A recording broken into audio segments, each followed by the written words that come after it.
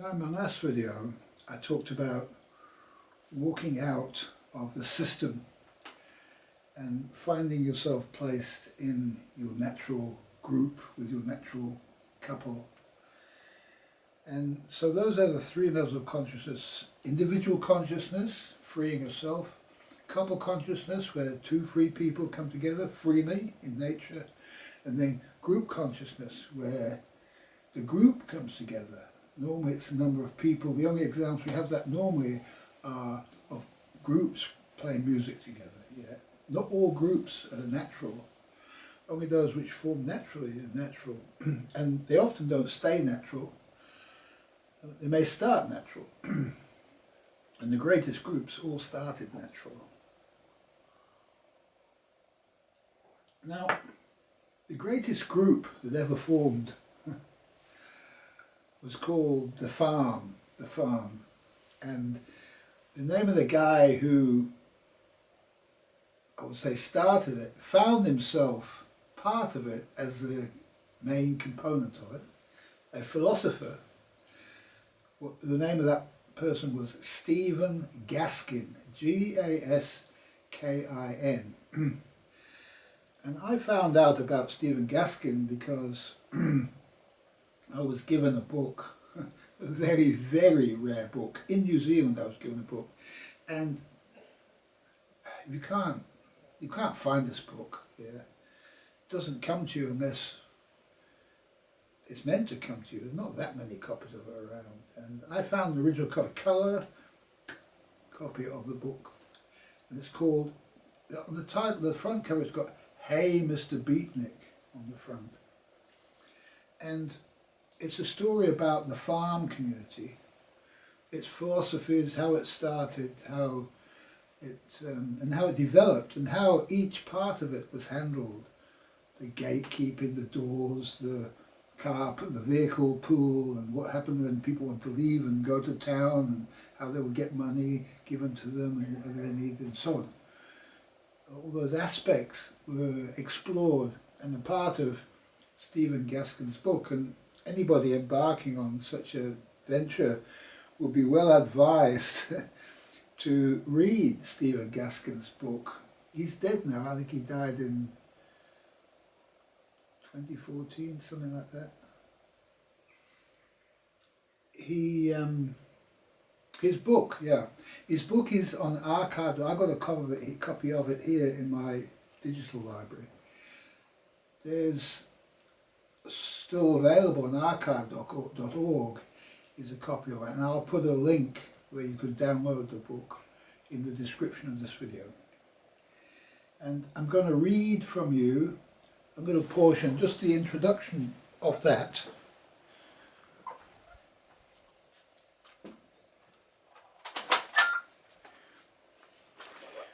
Now, this was in the 1960s, and Stephen Gaskin followed the same path that I followed, and he was guided to get what he could get at the time. And they were still doing drugs on the farm, and they had a Christian aspect. It was a bit like a cult, really, yet the least cultish of all cults, probably. Now, this is Stephen Gaskin here. I don't know how well you'll see that. I can't see what you're looking at, but hopefully you get the picture. That's him there. In the book. The book might have been published in 1974. It says here, "The nature of the universe is that it wants to do what you want, so much so that if you're afraid it isn't doing it, it gives you that, it gives you fear. It's like if you want something, the universe will give you what you want. You get what you need, in actual fact." He didn't get this quite right. "And as long as you want things, you're going to keep getting what you want. But the universe also has something very precious about which you may not know. When you quit wanting things, then you find out what there is. That's what they mean by casting loose of your desires. The universe is really subtle, man. It's just right in there, trying to give you everything, and all you got to do is quit messing up its systems enough so he can do it and fix you up. See, messing up its systems, organising stuff.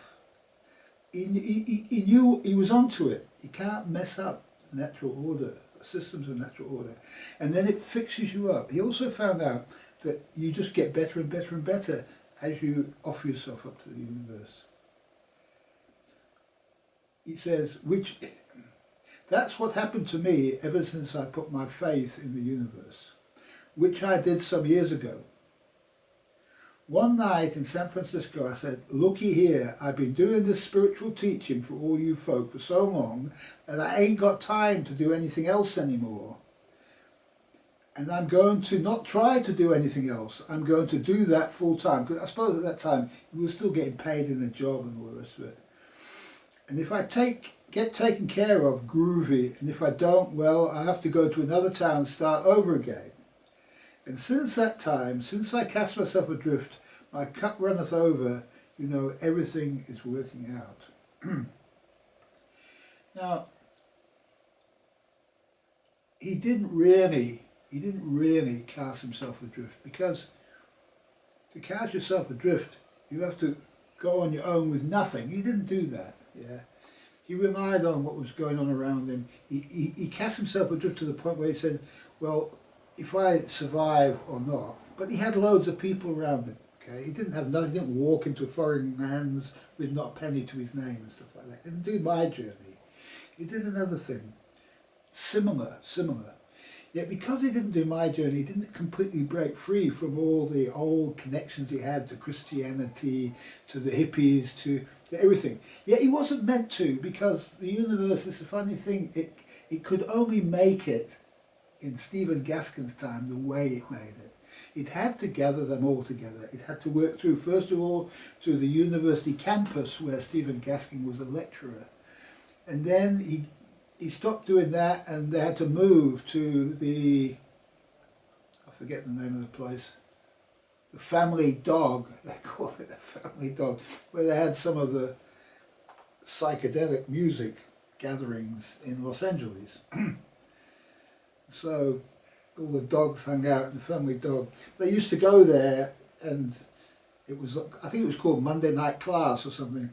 And they used to go once a week, and he would answer questions. They would sit around and they just talk about stuff, whatever. And there was like 1,000 people in the end. And what happened was he got the idea that he should get a bus. You know, you just think, I feel like a bus. It's like I got a motorbike, I feel like a motorbike. It's the same thing really. So he got a bus, and he said to the people, he says, he's going to go and travel around the United States, because he felt he needed to spread his message wider. God was calling him to spread his message wider. And so he said, well, we want to come. Someone said, well, we want to come. So he said, well, if you want to come, you're just going to have to get yourself a bus. And so by the time they were ready to leave, there were about 100 buses. And they caused traffic chaos wherever they went. They tore right around the USA, and they had the police waiting for them in every place they went to, and that was like this huge thing, yeah, in the 1960s. And at the end of this journey, it took them some time, I suppose about 9 months, something like that, I don't know, maybe a summer, and they found at the end of the summer that they'd become a group, a community, a socialist group. And so they said, well, what are we going to do? We're going to have to find a farm, they said. So that was the next thing, they had to find a farm so that they could all live together and plant their community. You know, once they'd grown the community, then you've got to plant the community. And so what they did was they took on government contracts that needed a lot of employees, and so they could do jobs that people who didn't have a lot of people just ready to work could do, and they could get a good rate for it. So they weren't being paid just hourly rate, they would be paying the contract to do the whole job. And so they get these kind of contracts, and it only took them a few months, a few jobs to get enough money to buy a farm. It's a remarkable story really. And they just grew from that point onwards. And so check out the book. It's only a small book. It's got some nice pictures in it, and it's got some great writing about all the different systems, how they brought babies into the world and all that sort of stuff. They didn't have the couple teachings back in the 60s. The 60s was all about breaking free from the confines of Protestantism, really, which was said you can't do anything, nothing to do with sex. Sex was immoral. You hid yourself away, you know. It wasn't allowed.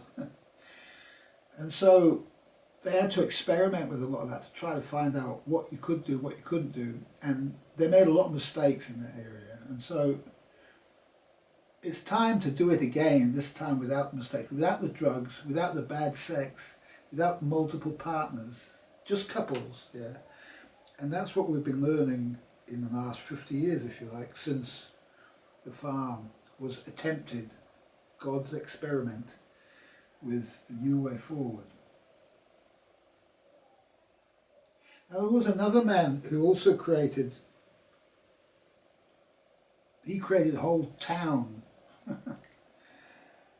and tried to register it as a city in America, and he had to escape America. But his was also a cult, and also the mistakes were sexual, and that was Osho.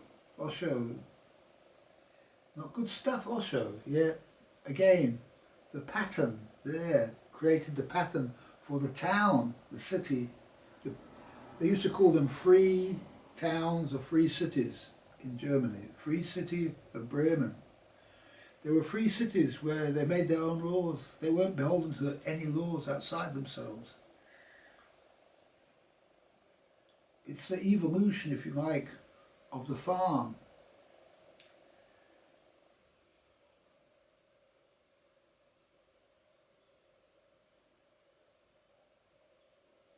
I think there's another case of it too.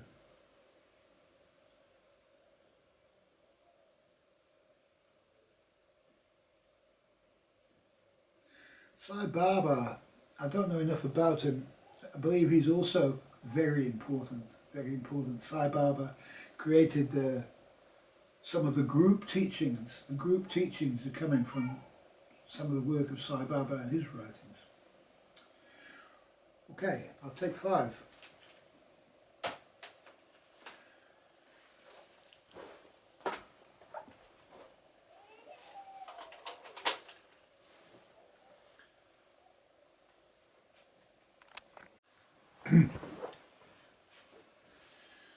Now, there was one more I wanted to mention before we move on, and I also wanted to say that the farm also had a farm band where they played music and tried to incorporate as many people as they could from the people living on the farm into the farm band. Stephen Gaskin played drums, I believe. There are other cases. Some ended up in disaster, like David Koresh. I think he also had a band as well. A lot of them have, but the one I'm thinking of really is YaHoWha 13. Father Yod in the Spirit of 76. Father Yod was a charismatic gentleman from Hollywood, I think, and he had the only or the first vegetarian restaurant on the Strip, and he did very well out of this. He made loads of money, and he wasn't interested in money. He was interested in spirituality and interested in creating a community thing rather than just to make money for himself. And so he sort of gathered up all of the lost souls who were floating around Hollywood there and into his community, and they would work in his restaurant, and they would bunk up in the house next to it. They used to have beds, bunk beds in all the rooms and stuff, and there were loads of ladies there, and he ended up with all the ladies in there. He said to the ladies choose their partners and they all wanted him, so they all chose him, and he had like loads of wives, if you like. and he died in a hang gliding accident. He flew too high. He was like Icarus. He flew too high. He went too high. Got too close to the sun, and fried up. Again, it's the sex thing. Yeah. And again, he was later, a little bit later on in the 60s, yeah, in the 70s, yeah. So there was a lot of stuff trying to happen in the 1960s through the 70s there, a lot of stuff. And there were communities tried all over the world. They tried these hippie communities. And when I first came to the UK, I found myself in a travelling community, place with no running water, no toilets, you had to just living on the land. Yeah. They were in caravans, but I was living in a tent. And I ended up in a yurt community where we made yurts in the forest and lived on made little platforms and lived on little yurts in the round. Beautiful. And that was just really, really great to live like that. We didn't farm, we weren't able to farm because the forest is not suitable for farming.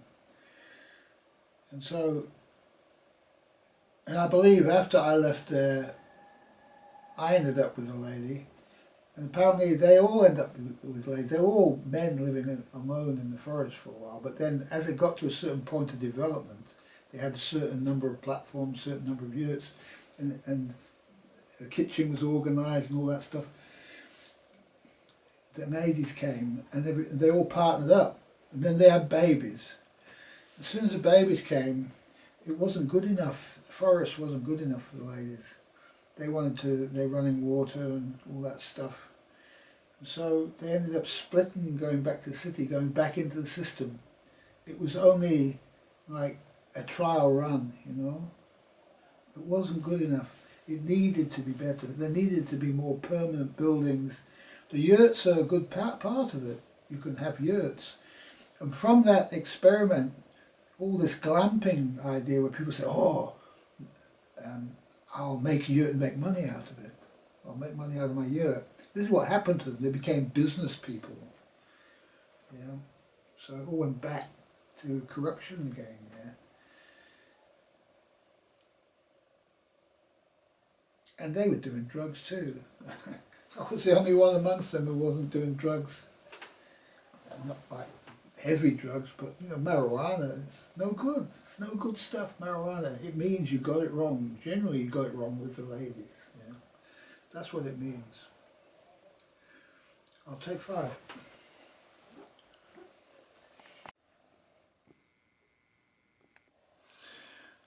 Well, there's a little bit more of Stephen Gaskin's The Farm. You see them all working together on the land there. How's that nice old tractor? I just want to talk about that aspect.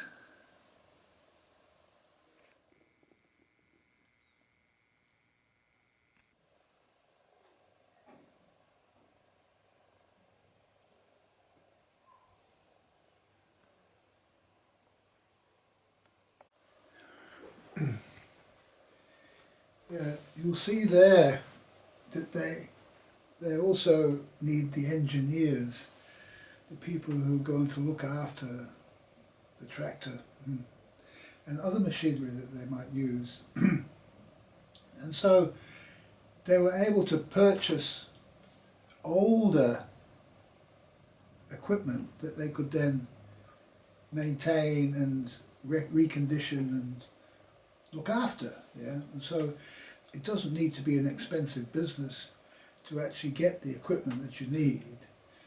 They would go to auctions and farm sales and stuff like that and pick up the stuff that they needed. And then they had built all the buildings that they need on the farm. They built themselves. And they'd all get together and build their building. So they'd have like 30, 40 people would together build a building. We'd put the building up in no time at all. Yeah. And so they had to build the gatehouse and had to build the garage. Yeah, the garage is an interesting thing. It's every farm needs a garage. That's the start of the town, if you like. You You've got your tractors need to be looked after. Okay, now we start. Now we need the place for the mechanics to live, place for them to work, so a way to get the car up off the ground and work on it, all the tools and stuff that you need to work on the stuff. So the garage is one of the first things really that's required on the farm.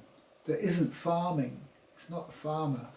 And so if a farmer just is a farmer by themselves, they've got to hire somebody, a garage. And when they come to hire a garage, the garage is charging huge hourly rates. Some garages charge £200 an hour for fixing certain kind of vehicles. It's totally unsustainable. And if you've got people living as part of the community who do the mechanical work, well, it doesn't cost you anything. Everybody eats, a bit more food is consumed, everybody eats. If there's some more people on the farm, you all get together and you build another house, okay, another house, another one there. You know, as a group you can do things very easily. It's remarkable the power of the group and how quickly things develop.